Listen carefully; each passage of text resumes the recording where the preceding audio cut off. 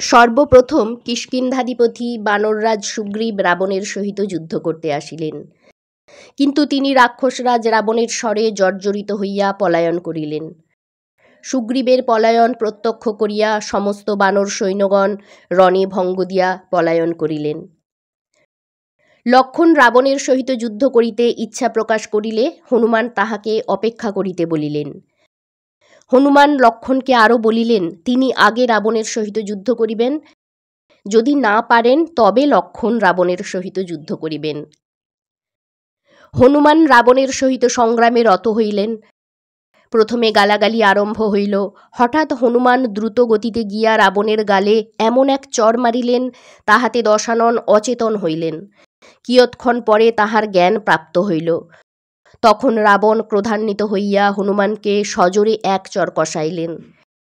সেই চরের আঘাতে হনুমান কুমারের চাকের মতো ঘুরিতে ঘুরিতে পড়িয়া গেলেন।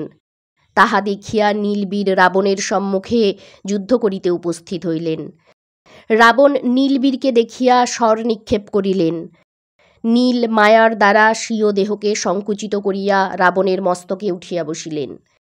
নীলবীর রাবণের দশমুণ্ডে লাফালাফি করিতে লাগিলেন। দশানন তাহার ছায়া দর্শন করিয়া বাণ নিক্ষেপ করিলেন। সেই বাণে নীলবীর সংজ্ঞাহীন হইয়া ভূপতিত হইলেন। লক্ষ্মণ ইহা দেখিয়া রাবণের সহিত যুদ্ধ করিতে আসিলেন। উভয়ের স্বর নিক্ষেপ আরম্ভ হইল। রাবণ কিছুতেই লক্ষ্মণের সহিত যুদ্ধে স্থির হইতে পারিতেছেন না। তখন তাহার ব্রহ্মা প্রদত্ত শেলের কথা মনে পড়িল। রাবণ শেলপাট লক্ষ্মণের উপর নিক্ষেপ করিলেন।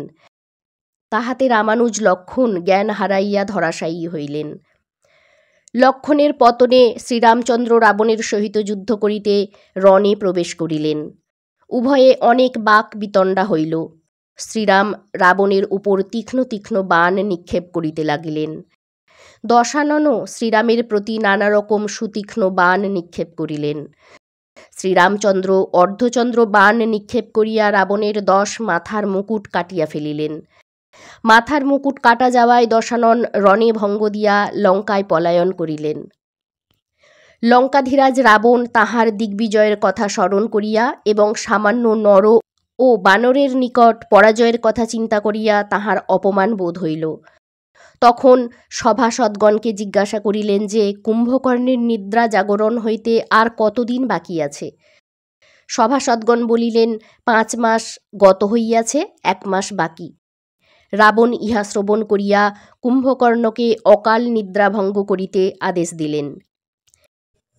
রাজার আদেশে প্রধান প্রধান কর্বুর দল কুম্ভকর্ণকে জাগ্রত করিবার জন্য কুম্ভকর্ণের বক্ষপরি ঘড়া ঘড়া চন্দন ঢালিতে লাগিল। তাহার সহিত 3 লক্ষ শঙ্খ বাজিতে লাগিল, কিন্তু কুম্ভকর্ণের নিদ্রা ইহাতে ভাঙিল না। রাবণের আদেশে অজস্র রাক্ষস দল কুম্ভকর্ণের নিকটে যাইয়া বৃক্ষ ও প্রস্তরখণ্ডের দ্বারা তাহাকে আঘাত করিতে থাকে। কেহ কেহ মুষল মুগুর দণ্ড দ্বারা আঘাত করিতে থাকে, কেহ কেহ আবার সাঁড়াশির দ্বারা কুম্ভকর্ণের গাত্রচর্ম ও কেশরাশি টানিতে থাকে। অজস্র আঘাতের দ্বারা তাহার দেহ ক্ষতবিক্ষত এবং বিবর্ণ হইয়া যাইল। কর্বুর দল ভাবিল কুম্ভকর্ণের দেহান্তর হইয়াছে। প্রায়শ হাল ছাড়িয়া দিবার মতো অবস্থা হইল।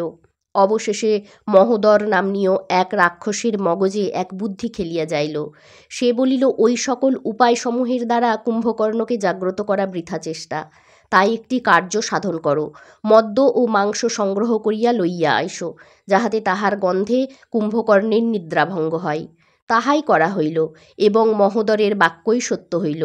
কুম্ভকর্ণের নিদ্রাভঙ্গ হইল। নিশাচরগণ সেই সংবাদ রাক্ষসরাজকে জানাইল। রাক্ষসরাজ রাবণ তাহাকে ডাকিয়া পাঠাইলেন। কুম্ভকর্ণ জিজ্ঞাসু হইলেন, তাহাকে অকালে জাগ্রত করা হইল কেন?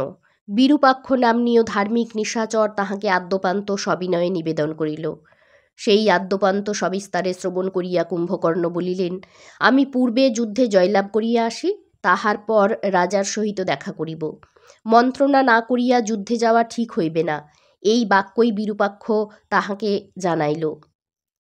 যখন কুম্ভকর্ণ রাবণ সমীপে যাত্রা করিয়াছিল, তখন কপি সৈন্যদল তাহাকে প্রত্যক্ষ করিল এবং তাহাকে দর্শন করিয়া সমস্ত কপি সৈন্যদল ভয়ে বিহ্বল হইল। বিভীষণ শ্রীরামচন্দ্রকে তাহার পরিচয়পুঞ্জি জ্ঞাপন করিলেন। কুম্ভকর্ণকে প্রত্যক্ষ করিয়া রাবণ উৎসাহের আতিশয্য হইল। তিনি সত্বর সিংহাসনোপরি হইতে উত্থিত হইয়া ভ্রাতাকে আলিঙ্গন করিলেন, তাহাকে রত্নাসনোপরি বসাইলেন। কুম্ভকর্ণও জ্যেষ্ঠাগ্রজকে প্রণাম করিলেন। রাবণের মুখনিসৃত শ্রীরাম লক্ষ্মণের বৃত্তান্ত শ্রবণে কুম্ভকর্ণ বলিলেন, তাহারা সামান্য মানুষ নহেন, মায়ার প্রভাবে তাহারা মানবরূপ ধারণ করিয়াছেন। রাবণ তাহার বাক্য কিছুতেই মানিতে চান না এবং তখন অত্যন্ত ক্রুদ্ধ হইয়া জ্বলিয়া উঠেন। তখন কুম্ভকর্ণ শত্রুদিগের ধ্বংস করিবেন এই প্রতিজ্ঞা করিলেন এবং রাবণকে শান্ত করিবার চেষ্টা করিলেন।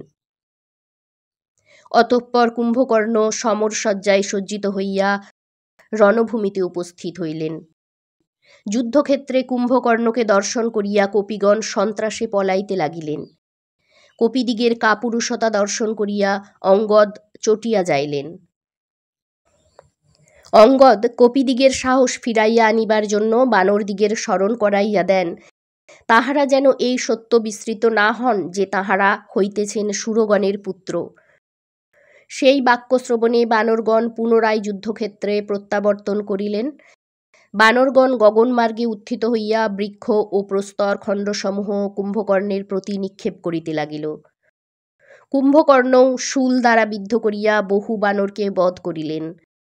বহু বানর গিলিয়া খাইয়া ফেলিলেন এবং কতিপয় বীর কপিগণকে কুম্ভকর্ণ গদাঘাতে মারিয়া ফেলিলেন।